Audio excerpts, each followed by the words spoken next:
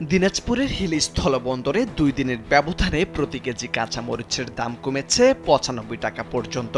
একদিনের ব্যবধানে কমেছে ২৫ টাকা। ২৫ জুলাই স্থলবন্দরের বাজারে এমন দৃশ্য দেখা যায়। স্থলবন্দরে একদিনে এসেছে ২৫টি ট্রাকে ২,২৭৫ মেট্রিক টন ভারতীয় কাঁচামরিচ। আর এতেই পড়ে যেতে শুরু করে কাঁচামরিচের দাম।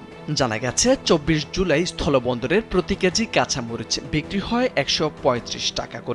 তবে খুচরা বাজারে কাঁচামরিচ কেজিতে ১৮০ থেকে ২০০ টাকায় বিক্রি করতে দেখা যায়। এর আগের দিন ২৩ জুলাই প্রতি কেজি কাঁচামরিচ বন্দরে বিক্রি হয় ১৬০ টাকা। আগের দিন ২২ জুলাই দাম ছিল কেজি প্রতি ২৩০ থেকে ২৪০ টাকা।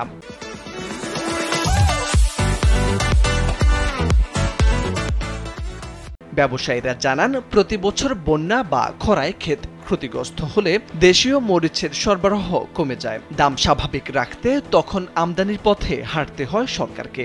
হিলি কাস্টমস ও বন্দরের তথ্যমতে চলতি সপ্তাহে গেল ৪ কর্মদিবসে ৯৮টি ভারতীয় ট্রাকে ৯৫০ মেট্রিক টন কাঁচামরিচ আমদানি করেছে কেবল হিলি স্থলবন্দর দিয়ে।